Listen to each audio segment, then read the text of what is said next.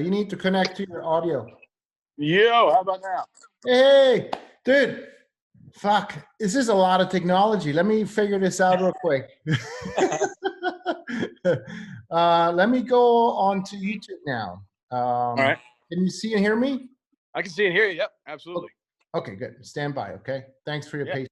No problem. So, fuck, I'm so new to all this, dude. It's unbelievable. Yeah, it's a whole generation, after us. Yeah, right. We're getting old. We're becoming the old people now, just so you know. Hey, so let me ask you, can you see? Oh, man.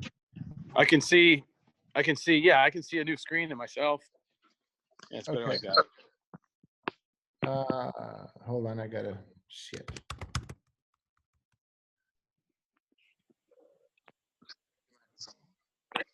You can hear me though.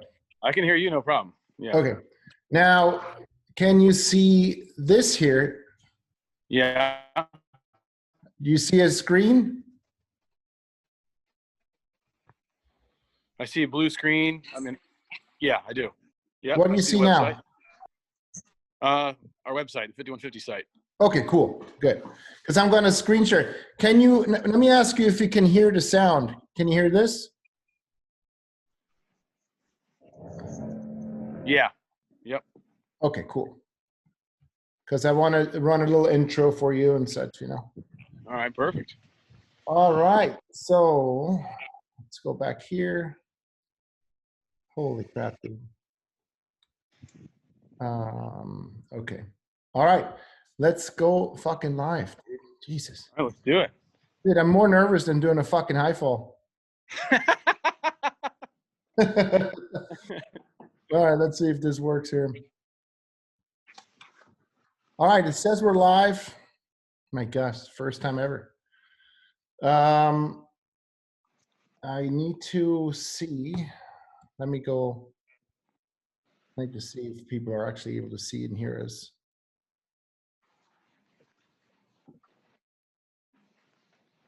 There are quite a few really good feedbacks regarding, yeah, we're live here. I need to see.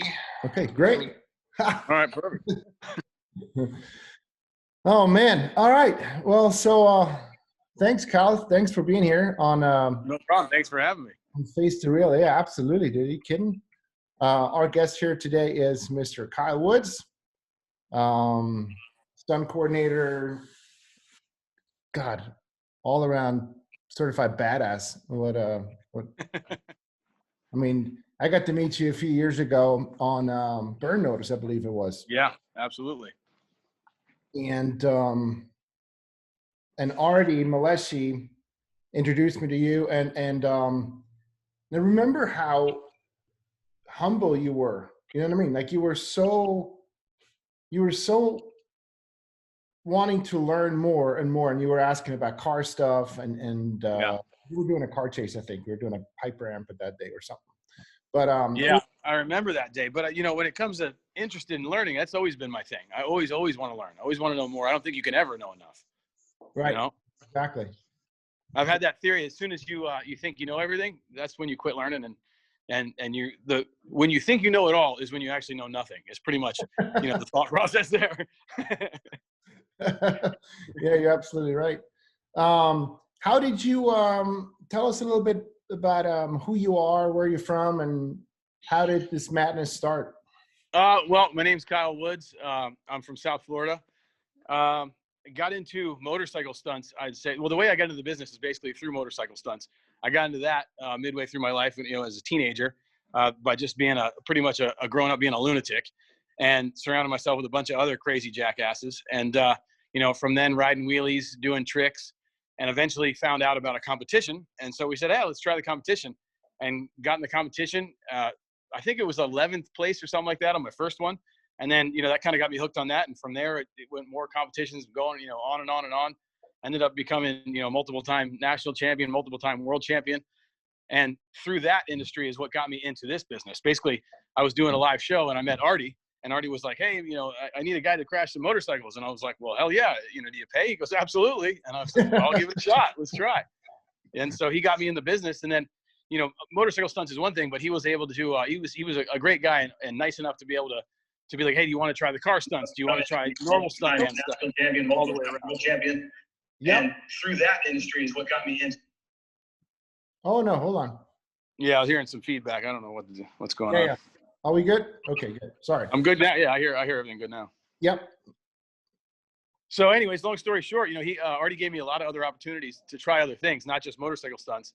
And early on, he was like, hey, motorcycle stunts are great, but the more things you know how to do, the more you can work. And from there, I took his advice and continued to try to learn as much as possible. Right. And now, was that how many years did you work with Artie? It's hard to say. A lot. I mean, at least with him, pretty much solely, at least 5 or 6. But that was back in early 2000, right around there. 2000, 2001, 2002. Right. That's when I was first working a lot with him. But geez, I've been doing this in that industry since then. That's a long damn time. I hate to even think of it as that long. Sure. Yeah. Oh, hold on. We have someone that writes they can't see anything. Let's see. We're waiting and I see nothing yet. Okay. Sorry, but I got a little technical issue here. Yeah. Bang it out. Try to refresh. Yeah. Thanks for being a guinea pig here. No problem. No problem at all. That's about the only thing we don't have at the ranch is guinea pigs.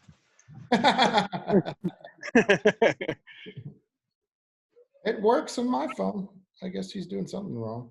So on mine, I can see you, and in the little picture that would be me, I see you also. I don't see me at all. But not that I care, but maybe that's what they're talking about. I don't know. No, it's still just like your main picture that I made. Okay, so You said you don't see you at all? No, I see in the top where it would be seeing me. It's another version of you, but on the bottom it's face the reel, and then you, and then my name underneath it. Interesting, because I see you here. What the heck? Okay, shoot. Let's see.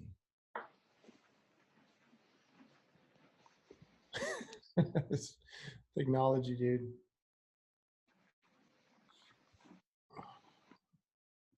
You don't see you at all. No, I don't. I mean, I'm not sure if other people see me. If you see me, they might see me. Okay, how about that? Okay, there we go. There's a different deal. Now I see you and me, and probably some kind of background on a computer screen. Yeah. Okay. You know what? That's all right. As long as we see you for now. We love it. Okay. All right. So can you do a quick test to go on your YouTube on your phone and see if it's live? Yeah. Hang on one second.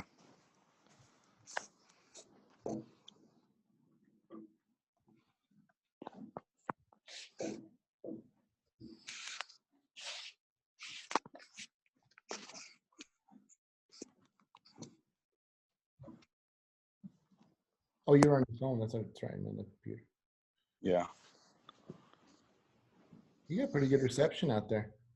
Better than I expected because it drops phone calls sometimes. Let's see. It's not coming up here. Let me see. I'm going to go again through the. Well, that's just through the Zoom meeting.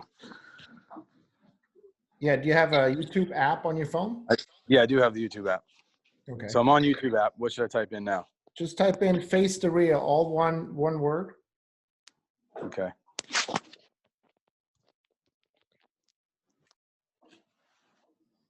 Bing. Yep. Do you see it live?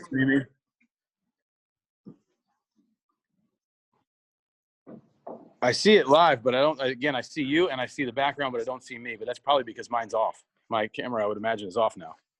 Yeah. Exactly. And I scrolled ahead and we see you in there now. So it's okay. You're on it now. So okay, you cool. see yourself now? Hang on one second. Bingo. No. What? Yeah, but it's fine. Jesus. As long as they see it, you know. There you go. Yeah, we're back. Yes, I do. I do see me. Okay, cool. So now we're working. Now it's all happening. Yeah. All right. I don't know what the fuck this is. Don't be laughing at me. All right, here I'm we go. laughing with you. It's just one of Oh, those things. man, thanks, everyone's patient. Some people still seem to have an issue, but we're just going to go ahead.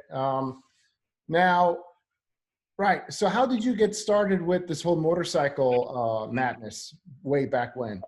That was basically just me and a bunch of crazy friends. You know, we're into motorcycles, and it was almost like when you're skateboarding type of thing. It was like someone does a trick, someone tries to one up it, and basically around South Florida, they had a place, a restaurant. I don't even know if it's around anymore, called Fuddruckers. And what that was, it was a place where everybody would meet up on Friday nights, and about 500-600 bikes, something like that, would crowd the parking lot. And Wow. from there, you'd meet up with your groups. And so it would be, you know, groups of guys that like to do, you know, a bunch of turns, like, you know, drag and knee kind of stuff. Then there'd be drag racers, there'd be high speed racers, stuff like that. So you pick your crowd you like to hang with, and you go off with them for the night. Right. And that's Right. kind of, you know, that's kind of how it all started. And basically, I ended up trying all those things, but liking the guys that do the wheelies and stuff like that the most. Right. And so from there, it just continued on and on and on, and it just became a big old craziness. Okay.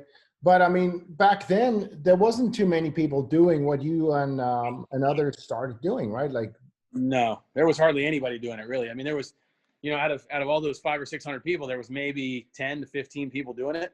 And then little by little, though, you kind of get into that little like cult following type of thing. And then we became to meet other teams, or heard of and known about other teams through chat rooms and message boards and stuff like that online. And we'd end up meeting up, and next thing you know, we'd be at competitions. okay, very cool. How did you, who came up with the stoppie? That is, to me, one of the craziest things I've seen people do a motorcycle. It's, you know, to be honest, I don't know who came up with it, but it's, the Europeans have been doing motorcycle stunts longer than the Americans.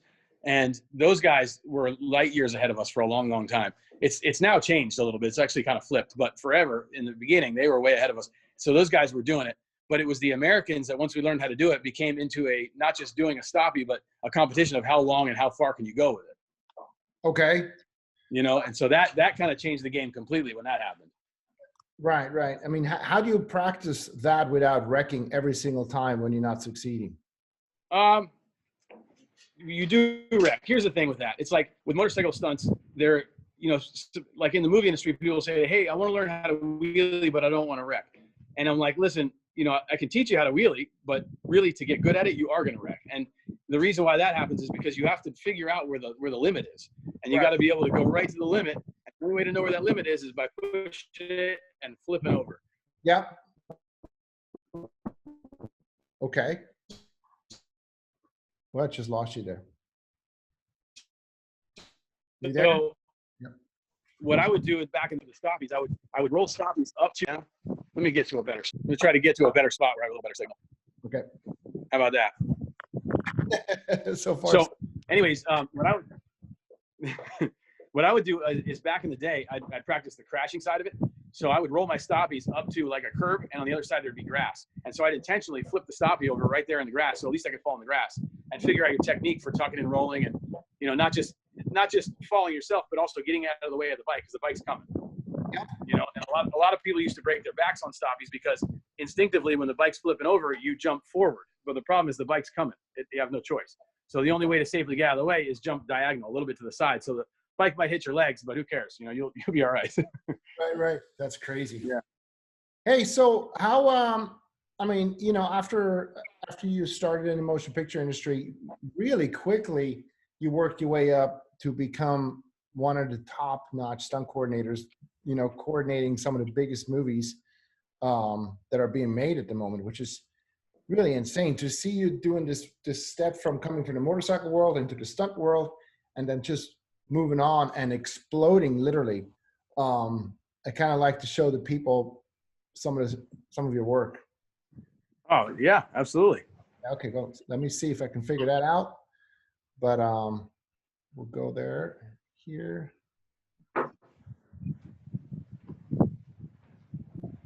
Can you see that? Yep, I see it. Cool. All right, here we go. I think it's a great video.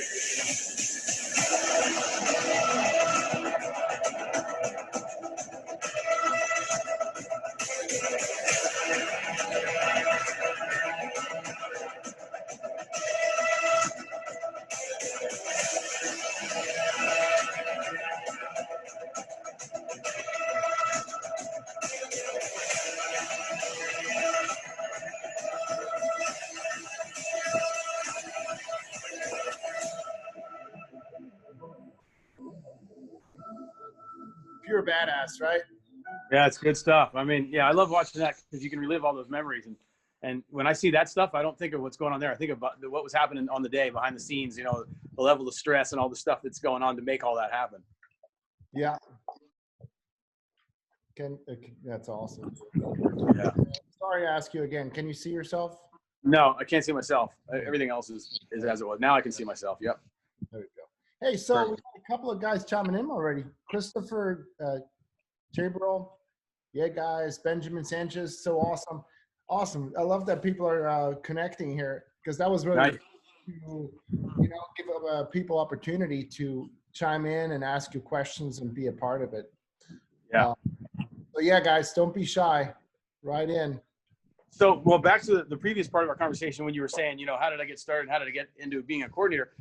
That's not all me by any stretch of means. You know, no one person can do that by themselves.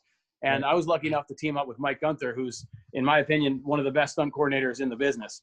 And I learned so much from that guy and continue to learn from that guy. But, you know, not only about stunts and how to do them, but about dealing with the pressure, the stress, the paperwork, the all of the coordinating that a lot of people don't ever get to see. Right. You know, I was able to learn a lot from him. And then between the two of us, the beautiful thing is we have almost opposite skill sets. And so when you put them both together, you're unstoppable. Right. Absolutely right. Yeah, absolutely. Mike is awesome. Unbelievable. I got to work with him. He's a really good dude. He's very smart. He Yeah. has a great vision.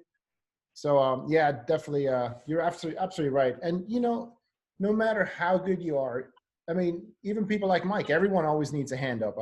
Everyone needs 100%. opportunity. You know, that's what this is all about. Yeah. How much talent you got if you don't get the opportunity to shine, what are you going to do?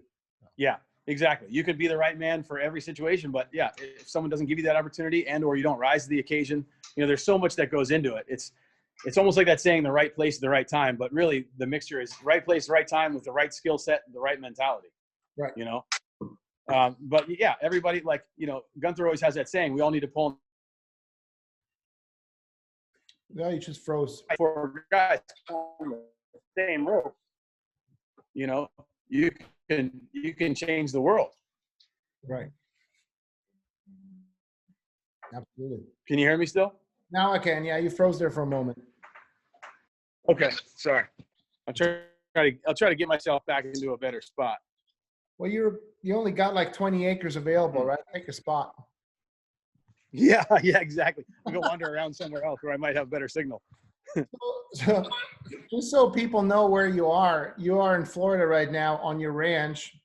Yeah, I'm here at Florida Rescue Ranch. That's my wife and I started an animal rescue for big animals, farm animals. You know, horses, donkeys, pigs, chickens, all the bigger stuff that people don't normally deal with. Yep. And so I'm out here hanging out, doing my daily routine, doing the chores, and just living life. Yeah. Can you see? I just put in your website name here, Florida Rescue Ranch. Oh yeah, I can see it. Yep. Thank you. I appreciate Cool, it. absolutely. Yeah, I encourage people to go and check it out. I think it's an amazing thing you're doing, and it's so foreign too. Like, again, badass motorcycle rider, right? Becomes stunt guy, stunt coordinator. Now has a rescue ranch together with his wife. I mean, It's it's funny because everybody, I've always been the kind of guy to never do the same thing too long. Like for instance, I was skateboarding first competitively, then I get into motorcycle stunts. From there I get into the movie industry, and everybody, but like the people who know me from the motorcycle world, they come to the ranch now and they're like, they expect to see some big dirt bike track or something crazy going on, or street bike stuff. And I have 0 motorcycles here, 0. And I'm like, the closest you can get to riding a motorcycle would be putting handlebars on a saddle, But the other funny part is I didn't grow up with animals. I grew up like in normal suburbs and cities. So like the street and, motorcycle stuff, I understood all that. Had no idea how to deal with live, like large animals and horses. No clue on how that all worked. But again, back to what we were saying earlier about learning, it's fun to learn new things. It's fun to have to learn new things, Right. And it's super rewarding to be able to change the lives of these animals and see how they are when they first come to the ranch and they're all scared of people in the whole 9 yards. And then months later, when they learn trust, it's amazing and unbelievable. Yeah, I can imagine. How did that get started with the animal rescue? Well, we've always been rescuing dogs, but not necessarily like as a business. All of our dogs have been animal, rescues. We've always had 4 to 6 dogs pretty much at all times. Okay. So that's that thing. But with the bigger animals, basically my wife and I, on our 10th anniversary, decided to do something together because, when you're in the movie industry, you travel a lot. Like your whole life is travel. So you inadvertently start growing apart from each other. And so we decided to do something together. She liked horses. I was like, hey, let's give it a try. And long story short, I'll try to give you the Cliff Notes version. We ended up rescuing 2 horses from what they call a kill shelter or a kill auction, where they auction them off, but if they don't sell for enough money, they basically go for slaughter. Okay. So we rescued 2 horses, had them, and then we had to pay somebody $500 a month each. Sorry, that's a donkey back there. He wants attention. Anyways, so we rescued 2 horses, but now we had to pay somebody $500 a month each, to deal with these things and feed them and keep them. So I basically told my wife, I'm like, hey, listen, find a place that's going to cost us only $1,000 more, that has a lot of acreage we can bring our horses to. So she ended up finding the house we're in now, which is 20 acres, beautiful pastures, the whole 9 yards. And the house isn't the expensive part. Come to find out now, we have, after rescuing, we have almost 60 animals here, but anyways, after rescuing all these animals, our feed bill is at least $3,500 a month. So the house is the cheap part. You know what I mean? You need a weekly just to be able to pay for the feed. That's incredible. Yeah. Wow. Yeah. So guys, if you have any questions for Kyle, feel free to ask. We got a few comments here. The next one was never stop evolving. Yeah, of course. You got to keep yourself sharp. You got to keep learning something new, or start a new business. If why not? There's so many great opportunities nowadays, and times are changing as we're speaking.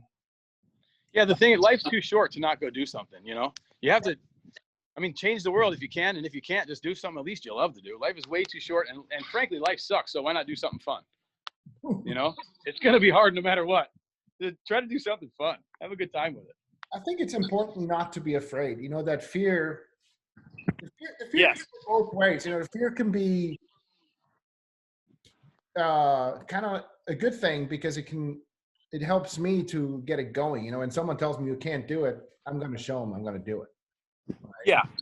Yeah. A lot of people, like even from the motorcycle world, but also the movie world, they're like, oh, you're a stunt man. They're like, you must be fearless. And I'm like, actually, no.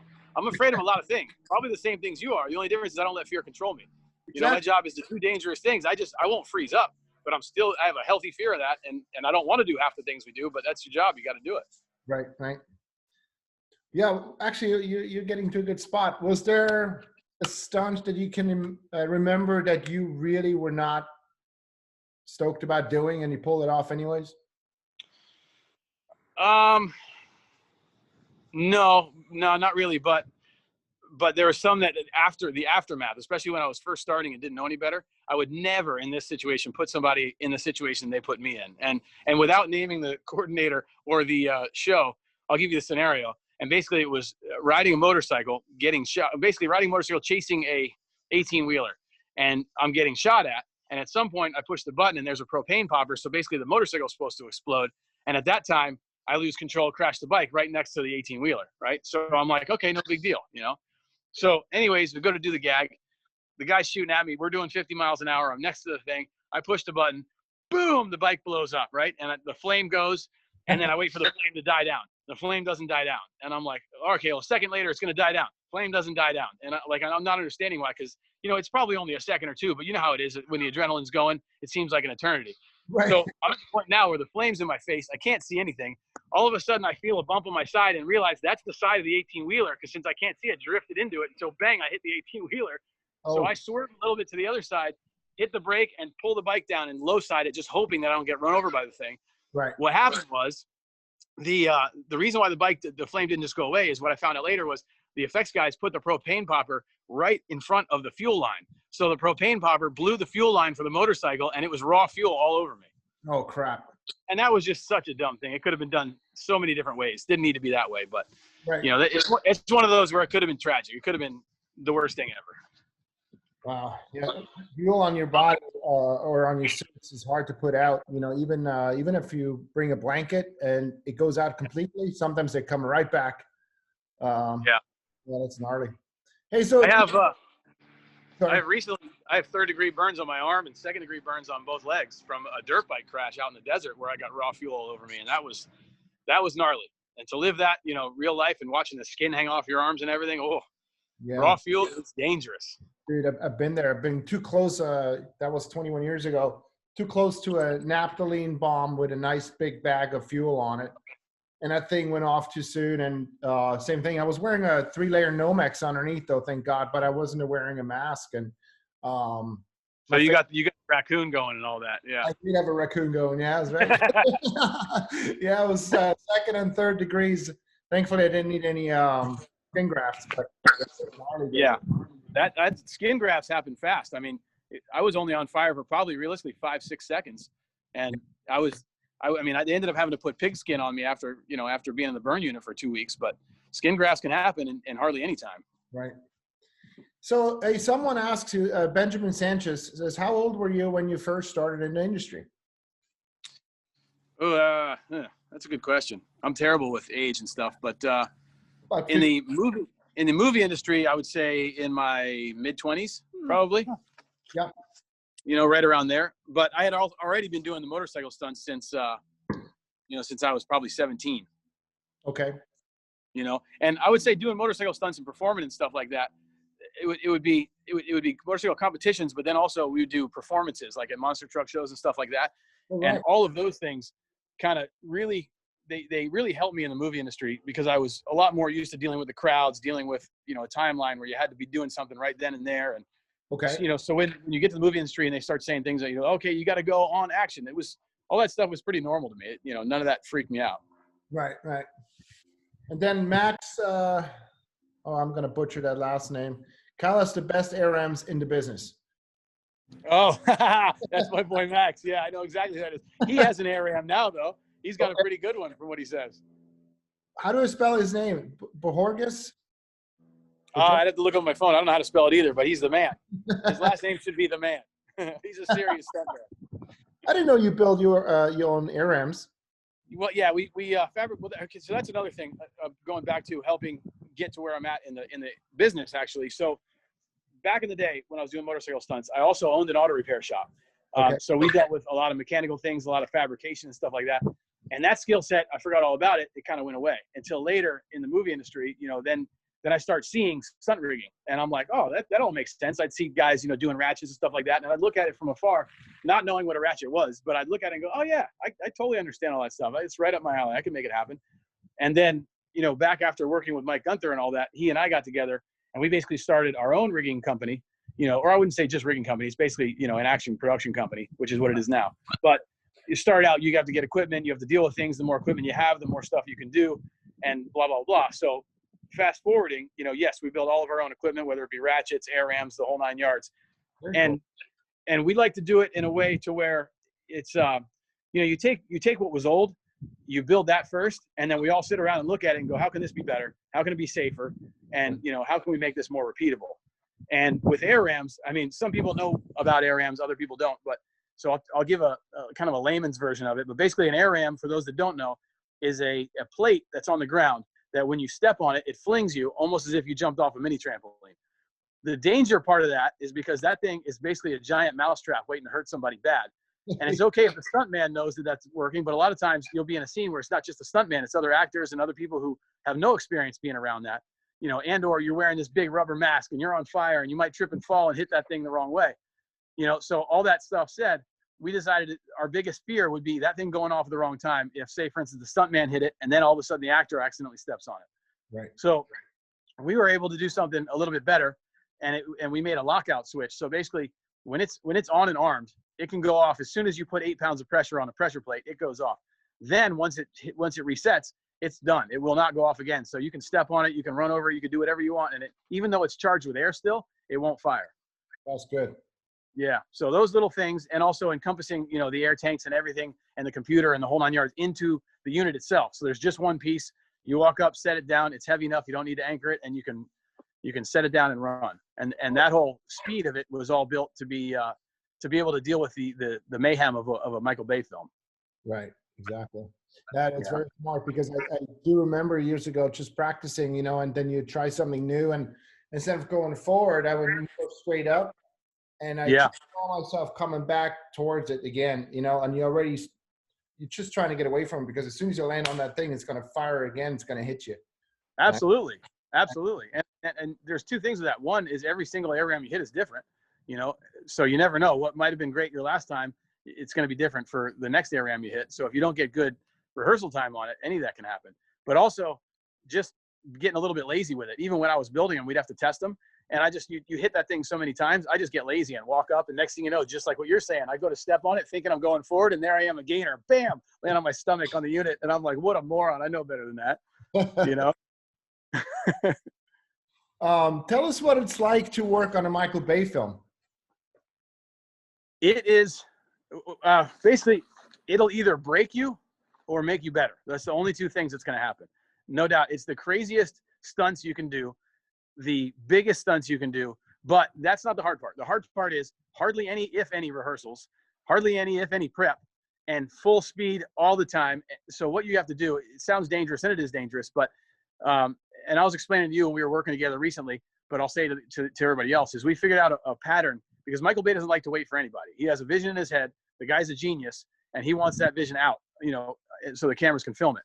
Yep. He doesn't care about your problem, what you have going on. You know, I have a car issue, I have a whatever. He doesn't give a shit about that. He's like, you need to get it done right now. So our first rehearsals with him are, well, he doesn't like rehearsals. So our first take is technically a rehearsal. So we already know we're going to go a little bit slower than normal. We're going to do our thing. We're going to keep it safe. And then we're going to get screamed at. So take two is our first actual take.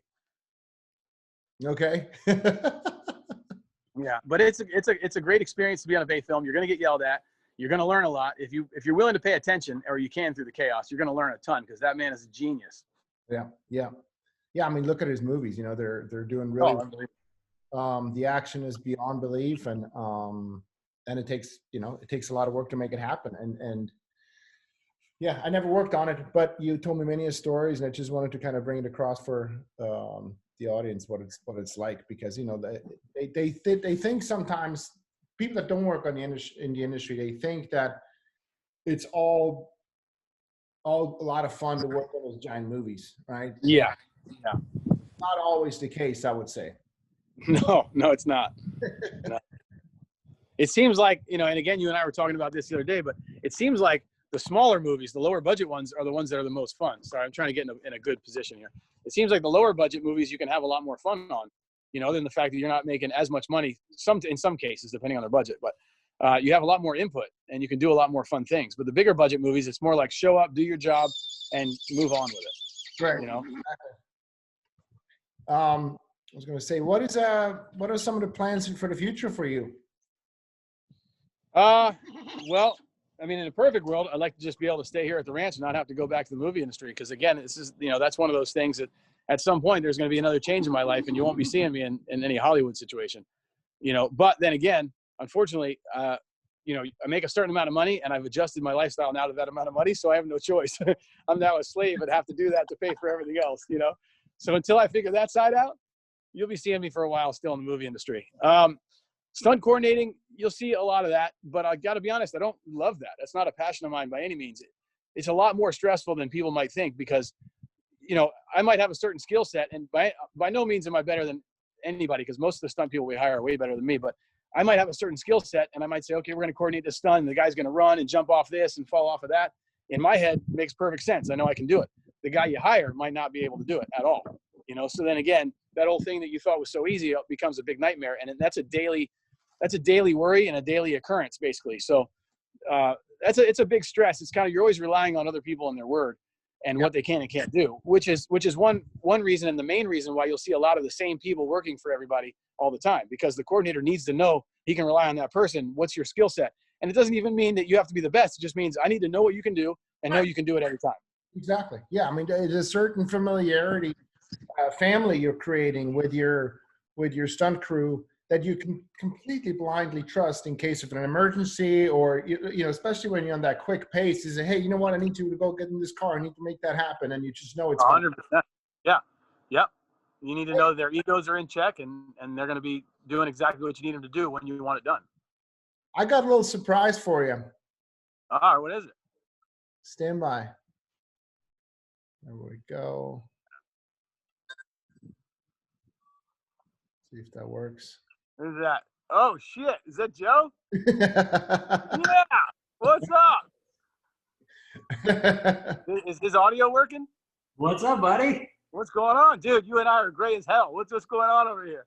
This is what's happening. At least you have Michael Bay to blame for it. Yeah, exactly. Oh, blast from the past, man. What's happening, buddy? How's life on the ranch? I love life on the ranch, man. You can't beat it. It's just you got to unfortunately go somewhere else to pay for it, But life on the ranch is great. That's awesome, man. How are you? I'm good, dude. Good. It's great to see you. You What too. is that? Is that a 57 behind you? Well, 56. Nice, dude. It's one of those dreams realized. So if I figured I could put it in the background and also get some quiet space here so that I could actually talk without the kid tearing at my leg. Hey, so just for the people that don't know who those two guys are, so we have Kyle Woods and Joe Dryden, and those guys known each other for, gosh, how long now, and been touring the world doing motorcycles. I mean, unfortunately, over 20 years, 25 or so, maybe even a little longer. It's crazy to say that. It's a long damn time. It's crazier to see that beard, buddy. This is toned down too. It was a lot longer, but then when you have to start wearing the masks and everything, it doesn't work with the beard, I had to trim mine down. I had the same quarantine beard, man. It started to get out of control.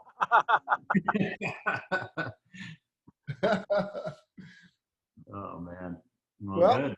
You Oliver kind of told me that this was going on, so I figured I'd drop in and just say hello, see how you're doing.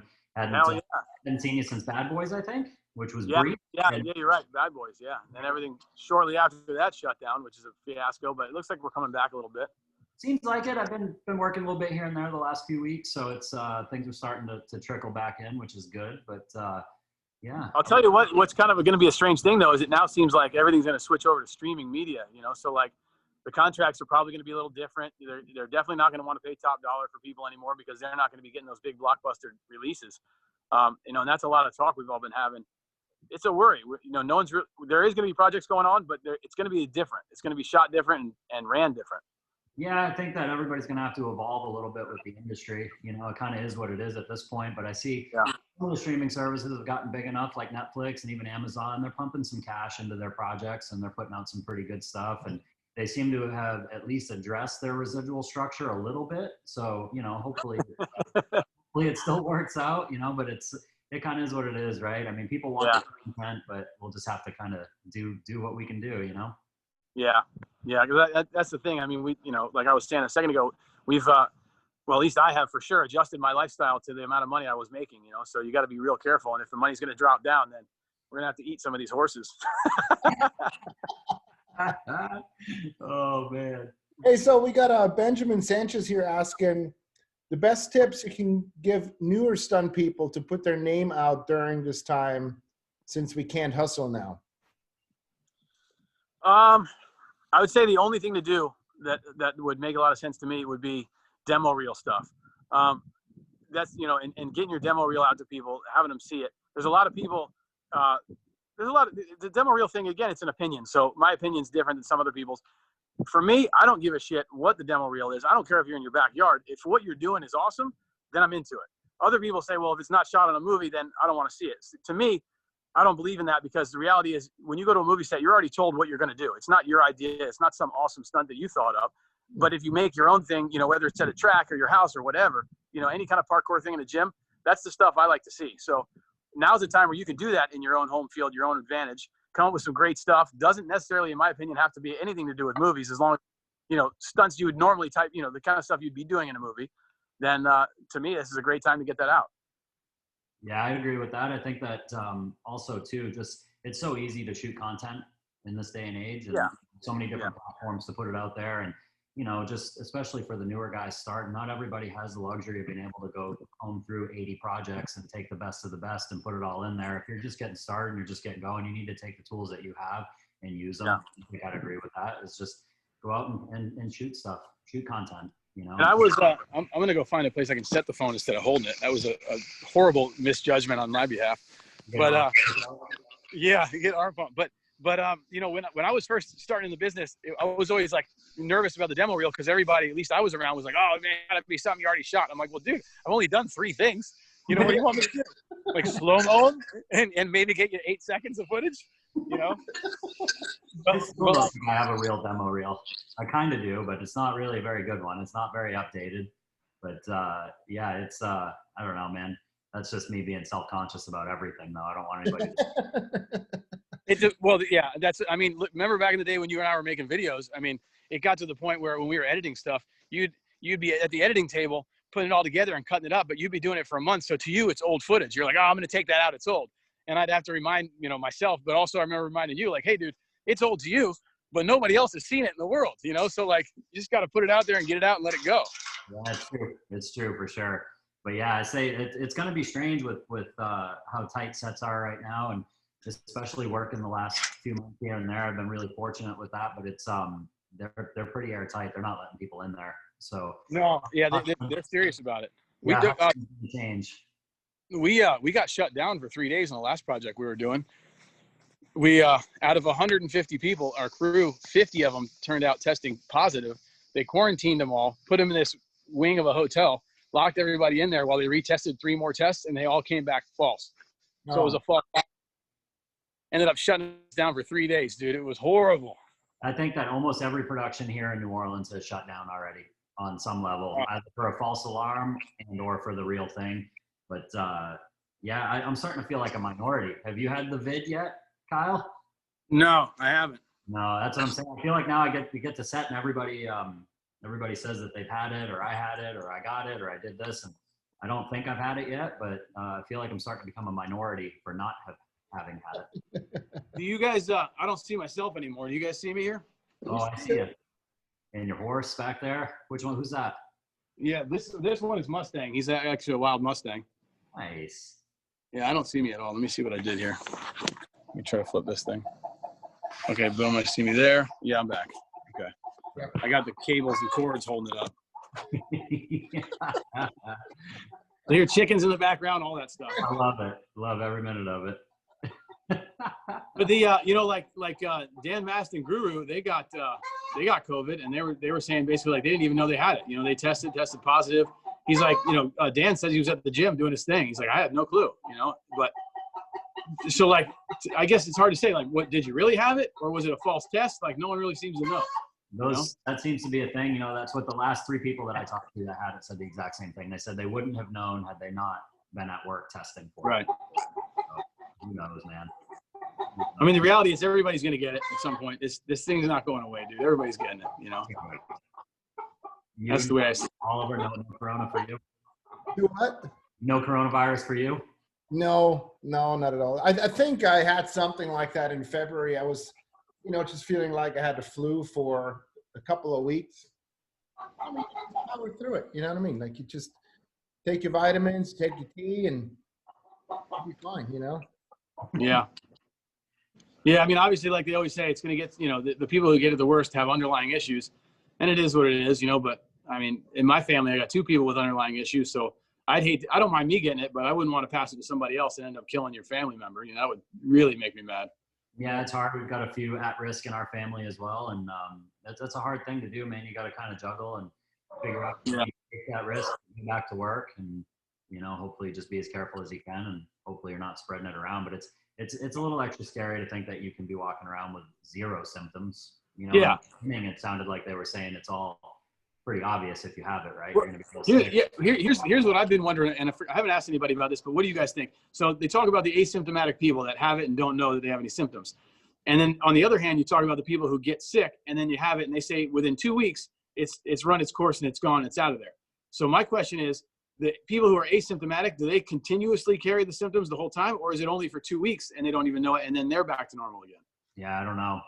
Nobody really knows. I guess that's a problem with it, right? Is that it's so new. Nobody knows what's going on, and everybody's going to be affected differently. It's just like the flu, right? Where everybody reacts to it a little differently, man. Some people get it real bad. Some people don't get it too bad. Some people never get it at all. You know? Yeah, that's true. I guess a lot of people die from the flu, but, you know, we don't even talk about that anymore, you know, or even back then you rarely talked about it. No, not really. It was pretty normal, right? It just becomes part of life. Right. I just heard Fauci say a couple of weeks ago that asymptomatic people are never and have never been the reason for a pandemic. I mean, they're not the spreaders of the pandemic. But then a week later, he changed his mind. So yeah, they're changing info a lot. It's crazy. It's nuts, dude. Hey, so while I got you guys here, and I know I heard the stories before, but I really want to share some of you guys' stories when you toured the world. Especially one that Kyle reminded me of the other week. You locked some rental car. You gotta tell the pranks, man. They're fun. They're a good time. So we were doing motorcycle stunts. We're doing a tour. We were in, I think we were in Saipan on that one, and we had rental cars. So there was 3 teams with us, 2 or 3 teams. Yeah, 3 teams. And so Joe and I were one team. There was these 2 other brothers that were another team, and then another guy and his girl that were a team. Long story short, we start pranking each other, right? Well, you know, it escalates every time, starts getting out of hand. Next thing you know, what's that? How did it start? I think I have to feel like the kickoff was them taking all 4 tires off our rental. Right? Aaron and Jacob took all 4 tires off the rental car and put it on the ground. That's what turned it big, but it was already starting to go on. I think a little bit before. Remember the airplane? It started on the airplane when one of the brothers fell asleep, and then the other brother was writing on his face. All over his face. He wrote all over his face, and Sharpie wrote like "I am gay" on his forehead. And so he wakes up, doesn't know it. He's walking down the aisles of the airplane, and everybody's looking at him laughing. He's like, "What's so funny? What's the problem? I don't understand." Oh, dude! Then all of a sudden he goes into the bathroom, sees himself, and he's like, "What the fuck?" And the whole, like, everybody on the plane is laughing their ass off. It was so funny. It was bright. It kicked off pretty much right from the beginning. But yeah, just like Kyle said, it starts to escalate. But I do think the one that did start it was that we're heading out. I think we're going to a meeting maybe, or dinner with the promoter, I think is what it was. Right. He was out of our hotel and they go flying by laughing, and we look over and our car is on the ground with no tires on it. Yes, they took our tires off. And they took our tires off and then set our tires, set the car on the tires, right? So that's what we see. And I'm like, that's pretty funny. No big deal. Whatever. I'll just get a jack. Well, we go in the car and there's no jack. And I'm like, it's even funnier. They went up, one-upped it. And then so we borrow a jack from somebody, jack it up, go to put the tires on. And I'm like, where are the lug nuts? Gone. No lug nuts. And I was like, all right, these freaking guys, I'm like, they put some thought into this. I'm like, now it's on. It is. And then just the back and forth, and then just the level of sneakiness just to get things. I mean, I think, what did we do? We got the housekeeper to let us into their room to get the rental car keys, I think. The door lock prank, for me, that'll go down as probably one of the all-time funniest things ever to happen. So that deal was basically, like you were saying, we got the keys through getting a key from the maid or whoever it was. So you acquired the keys, Joe. I remember that. You handed them to me, but then you went back to keep them busy. So Joe was the one keeping them preoccupied and busy, so I could go do my thing in the parking garage. But the plan was, I go, this is going back to my auto repair ability, right? So I go back to the parking garage with limited tools, but basically on a normal 4-door car with power windows and power locks, if you take the switch out of the driver's door and unplug it, none of the windows are going to work, no matter what you do. So we did that. Then you in the back, I turned the child locks on so the doors wouldn't only, they could only open from the outside. And then in the front, I took the door panels off and disconnected the linkage so you can get in from the outside, but when you do the door handle on the inside, you can't get out. Then I turned the heater on full heat and I disconnected the wire on the back so they couldn't turn that off. So those guys get in there. And, so the next day, this is the best part about it, though, is the next day we had a big meeting with the promoter and a few other sponsors and stuff like that, and everybody had to be there. It was a big deal, right? So time came around. We're like, okay, later. We leave. We go to the meeting, and we're sitting there, and all the other people are sitting there, and they were like, where's Aaron and Jacob? And Joe and I knew exactly what was going on, but we didn't say anything. We're just like, I don't know, man. And then, we start little by little adding fuel to the fire because the promoter's pissed. He's like, this is bullshit. I'm like, yeah, this is bullshit. They should be here. They're out screwing around, having a good time, right? And so this whole thing went on. And about an hour into it, they come in pissed as hell, red-faced, the whole 9 yards. And they're like, you fucking locked us in the car, blah, blah, blah, blah, blah. But the funniest part is how they got out. So picture two tattooed white guys, right? They're in the car. And, let me explain it the way that they told the story to us. So they get in the car. As soon as they close the door, they're like, oh, freaking Woods and Joe got us because they know, the door panels were still loose. So they're like, oh, these guys got us, right? So they're driving, going to meet us. And, something's happening here with my recording. Can you guys still hear me? Yeah. Okay. So I'm gonna visual too. I see it in the corner here. You see me? Okay. All right. So I'll keep talking. I'm gonna go plug my phone in while we're doing this. But anyway, so they get in the car, close the doors, and they realize, oh my God, something's wrong. They got us somehow. So so then they're driving, and it's them two, and then I believe they have a passenger, maybe two passengers, but definitely one. And they're driving. Well, one of the brothers farts, and he was like, oh, dude, roll the window down. So freaking goes to roll the window down. Nothing. Can't roll the window down. And then he said panic ensued. When he tried to roll the window down, it didn't go. And then all of a sudden he was like, well, I need to get out. So he stops, opens the door won't open. And he goes, for the first time in my life, he goes, I totally felt trapped and helpless. He's like, I lost it. So those two guys are driving around now. Now picture two tattooed white guys and at least one other person in the car driving around in a different country. And picture this, they're driving up to people, knocking on the window and waving them to the car, going like, come on. That is the weirdest thing you could ever think of somebody doing. And it took a long time. And eventually, finally, somebody was like, okay, I'll open it up. And it was some nice old lady. I can't even believe they got out of there. I can't believe they got out. And then they come cruising in the parking lot, holding the doors open. They had to drive from where they were with the doors open and just wedging them open to get in there. It was amazing. And then the best is for the whole week they had to do that. So they had to keep those things like that because we never put it back. They couldn't fix it. That car got returned to the rental car place that way. I know, and the great thing is the rental car guy must have got in there and totally got stuck in there because nobody told him anything. Was that the same trip where you guys went on a motocross track with the rental car? That was the first thing that happened. I've never seen a more excited Kyle Woods in my life. That trip to get there was like 24 hours of travel because they weren't booking anything nice for us as far as flights and. Oh no, we were pretty much on a chicken coop for layovers, and I can't sleep on planes. I still can't, and it's not. I just can't do it, man. I'm a light sleeper. It doesn't work for me. So I was pretty much up for 24 hours, man. And when we got there, I was ready to take a nap, man. I passed out, and that's what. Kyle goes to get the rental car and then comes back in, and he comes in more excited than I've ever seen him in my life. And he's like, wake up. And I'm like, oh, what is going on? And he's like, dude, we found a motocross track. I'm like, okay. I'm like, we have dirt bikes? And he's like, nope, we're taking the rental cars. And then for hours, man, we shredded those things. They barely made it back in. Oh, we were hitting doubles and triples. I mean, we were going for it. Yeah, everything those little Mitsubishi Outlanders would take is what we were going for. Hey, Oliver, I can't see anything on the screen. I see Joe, but I don't see anything else. Do you have anything going on, or is it me? Yeah, I'm checking this screen right now. It's all good. All three of us are on there. It's all white on my end too. I can see the three of you guys, but the whole screen's white. Look at you guys are right there. Oh, all right. Well. Yeah, keep it rolling. Yeah. Hey, this is all new. I told Kyle earlier, I was like, working out the bugs here. I'm all by myself figuring this crap out. I literally did a little YouTube university like 20 minutes before we started this. I had to figure it out. Yeah. Do what? They don't have computers in Switzerland?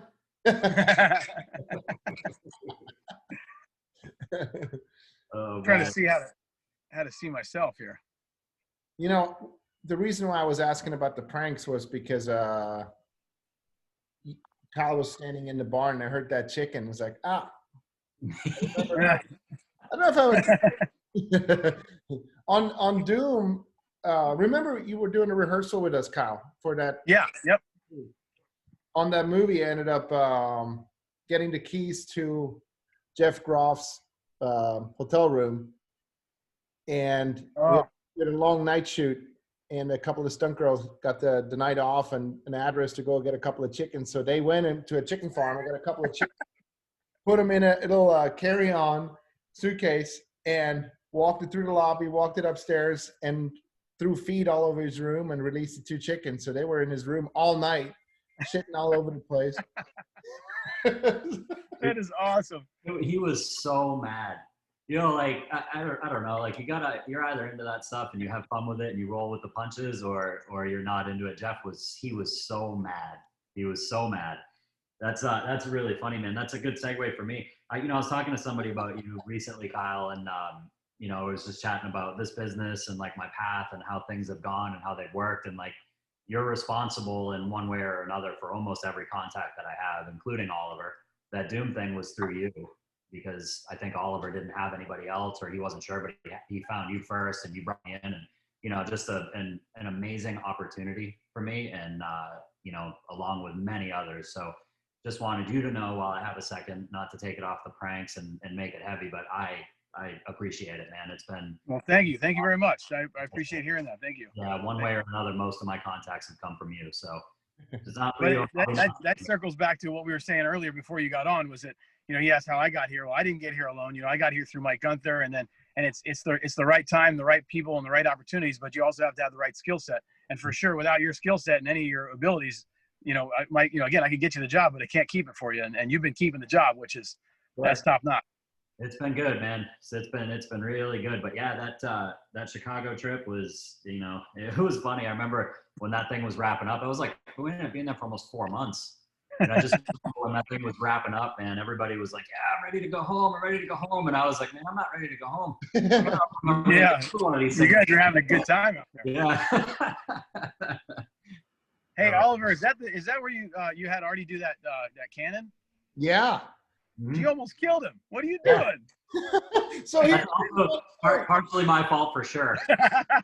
100%. And then I've never in my life felt bad or as bad as I did because he had me put him in the car, and it started as kind of a joke, and it was like there were plenty of young guys there that could have pulled the trigger on that thing. Yeah. But it started as a joke, and Oliver was like, what, are you scared? And he was like, I'm not scared. And I was like, I don't know. It kind of sounds like you're scared. And he's like, I'm in.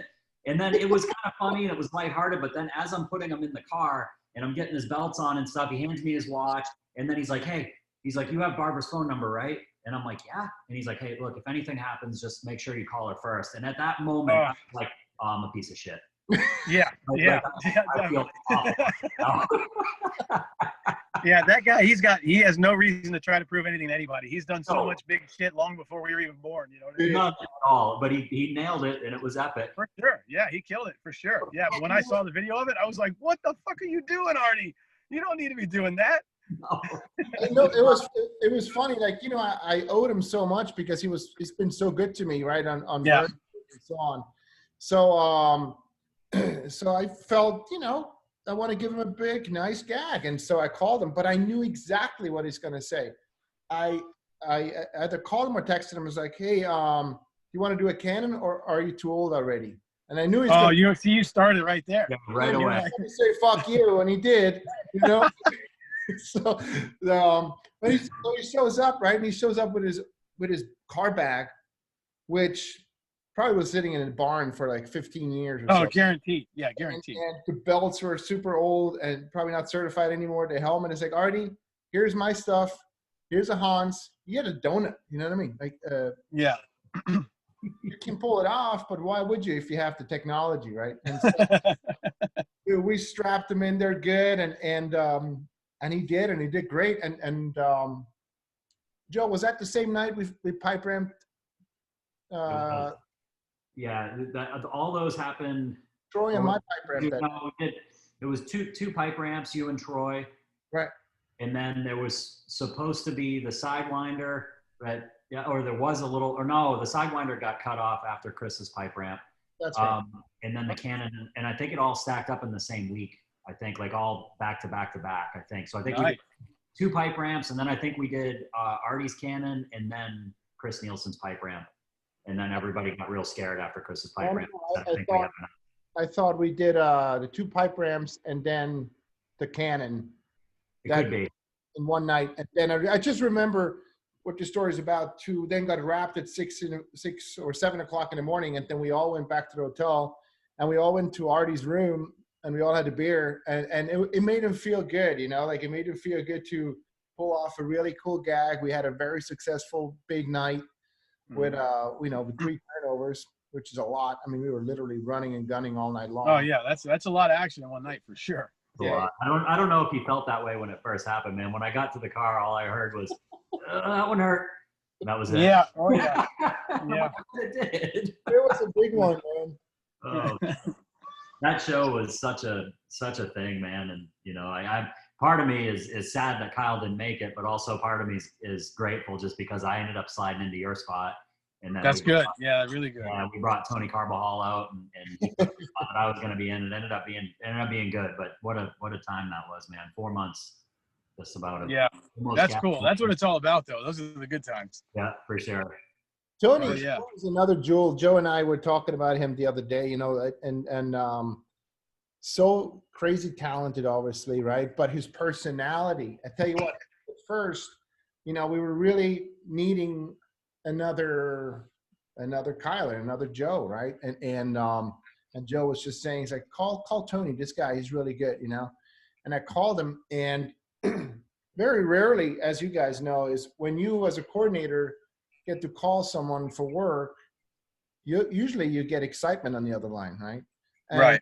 And so in this case, it was like, yeah, well, I'm just leaving New Jersey now. Just did a show here. I said, well, do you want to come and work on this movie and, you know, do this and that? And he says, well, does it pay anything? Yeah. He's from the live show world, though. That's a whole, you know, that's a different mentality. Yeah. It was so funny. I had to talk to him for like 45 minutes on the phone about how much money he was going to make, what it was going to be like, you know, like you're not paying for expenses, you're not paying for food, none of this. He was really like, I don't know, like, I'm not sure. And I was like, dude, you got to do it, man. Because I guess, you know, up until then, living in the live show world, like that's all foreign to you. Like you're pretty much, if someone's like, hey, come out for 4 months, you're getting scammed somehow, guaranteed, you know? That's what it feels like. Yep, for sure.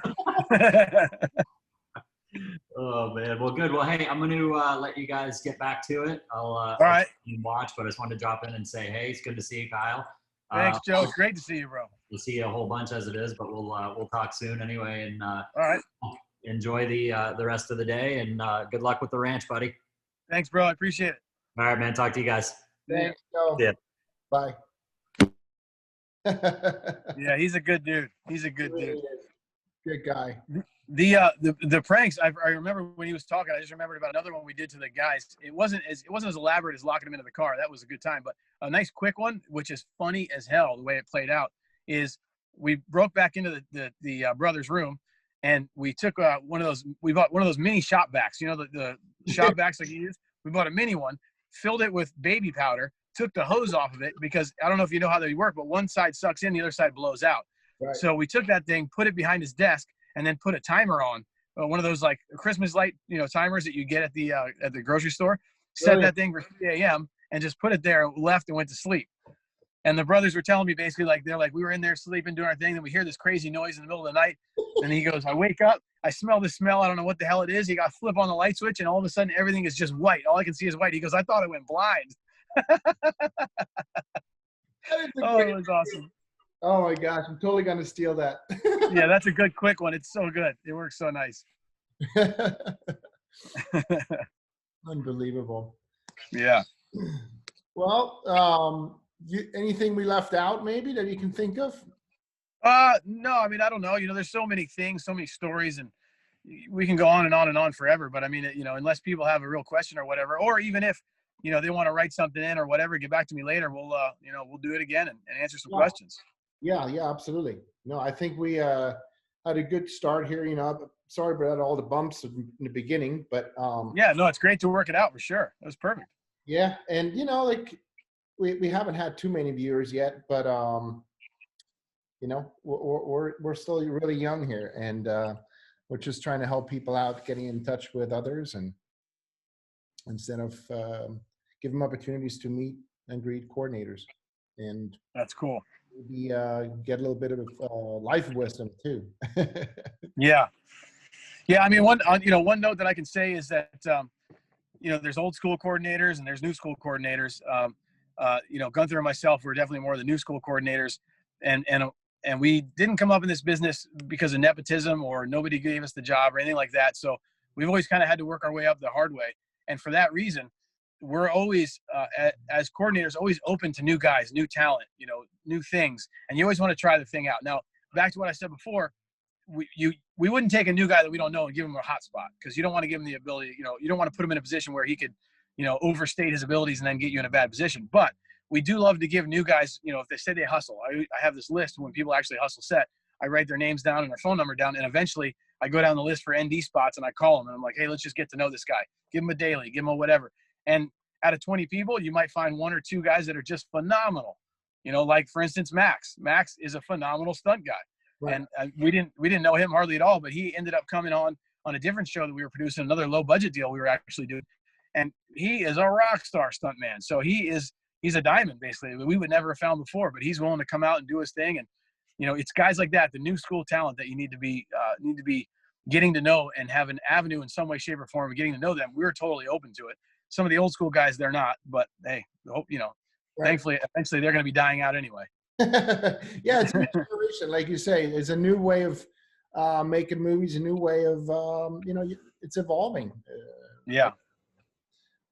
Hey, Benjamin Sanchez is asking the best way to contact you, Kyle. Best way to contact me is email. It's kyle@5150action.com. Okay, cool. Yeah, that's the best way. Any farmhands needed? Always. Yeah. Always. Hit him up. Yeah. We got room. We always need people. Yeah. I know that last I was talking to Max about stuff, he was talking about getting a trick saddle and starting to do, horse tricks and whatnot. And listen, between horse stunts and air rams, Max is absolutely insane, out of his mind. Because I told him a while back, I go, dude, be careful what you become known as, because becoming known as an air ram guy is a painful way to freaking live, but he's still young. His body works great. He can flip, he can hit the ground harder than anybody I've seen in a long time. So he's going to have a long career ahead of him without a doubt. How old is he? That's a good question. I'd say mid-20s, early, like late 20s, early 30s, maybe. Okay. Yeah. Solid dude. Just freaking solid guy. Yeah. And we're, you and I are still young. I mean, I still enjoy performing. Do you? No, I don't. I really don't. And I think that half of it is from performing my whole life in motorcycle stunts. Right. I just got over it. I was just done with it. So and I also here's the other thing too. And you and I had talked about it when we were working, but I'll touch base back on it again now. When I was a motorcycle stunt guy, when that was what I did, it was all about me, and I was always self-promoting and selling myself to sponsors and blah blah blah. And that was my whole life for a long time. And I made money, but I didn't kill it. And even when I was the number one in the world at one point, I was awesome, but I was barely paying my bills. There was times I had to sell my bikes in order to pay my rent, and that's just a ridiculous way to live. But then I finally made this transition when I started working with Gunther, and I, instead of just being a stuntman going out and do things, he explained it to me more like, hey, I need a right-hand guy who's more like a multi-tool, not just good at one thing. You need to be, instead of great at one thing, which you are with motorcycle stunts, he goes, I need you to be good at everything. Yeah. And he's like, so, and if you're not good at it, just know you're not good at it and don't put yourself in that situation. Cool. And so I became his right-hand man and became more of like the Swiss Army knife. And that, to me, is something that I need to see more young guys be able to do that nowadays. Right. Because everybody's really good at one thing, but they need to be multifaceted so they can work more, so we can rely on them more in the whole 9 yards. You know, but I sidestepped a little bit, but where I was going with that, and the whole idea of that conversation really quickly was, at one point it was all about me. When I finally switched, became more of a multi-tool, and it was more about, I'm going to use my skill set to help someone else get higher in life, that's where my career really made a big transfer. And I really started to do more things, make more money, be more open-minded. And I just had a completely different vision on this business and how it is. At that time, I wanted to be more behind the scenes and definitely not on camera, because I have more of the ability to get more done behind the scenes than I would be in front of the camera. Right. Yeah. Yeah. And I feel like it's more fulfilling to see someone you're mentoring to succeed. 100%.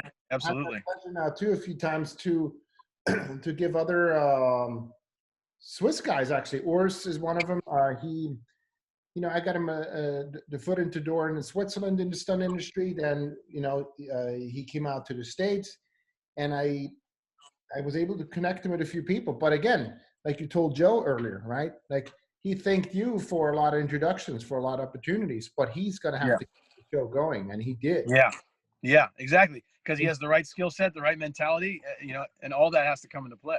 And to see that, to see that you make a connection, that you help someone with a connection, but then they take it a whole nother level and they're succeeding and they continue to do so. Like Tony as an example.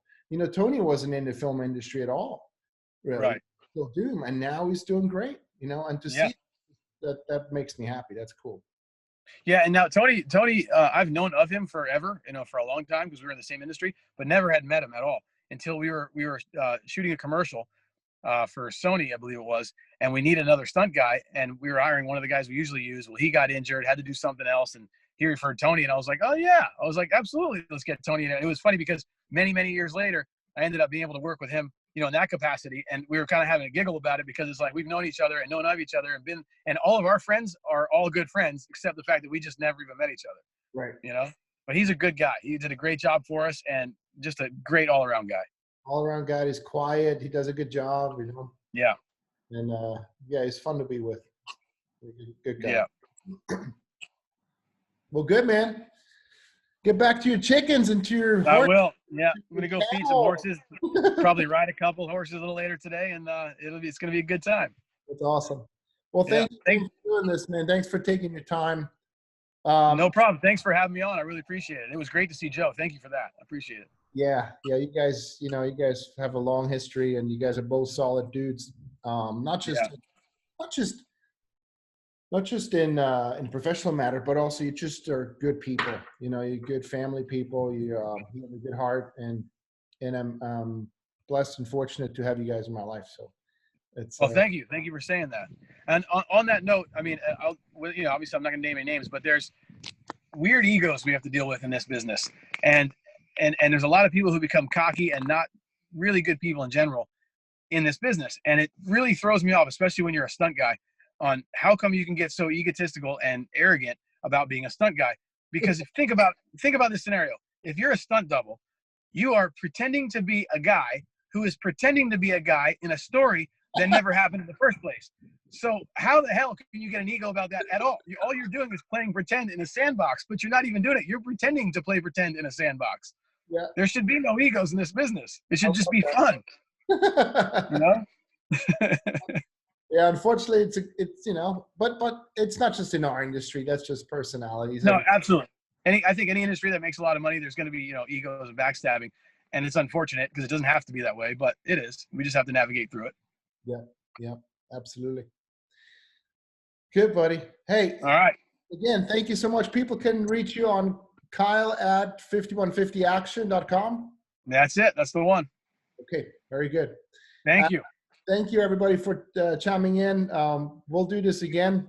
Maybe leave a comment here or on Instagram, which is the most active account, and let us know who you would like again, or if you'd like Kyle again, what you guys would like to talk about. And thanks for all your support. We appreciate it. Perfect. Thank you very much, Oliver. Have an awesome day. Have a good one. Thank you. Thanks. Bye-bye. Bye.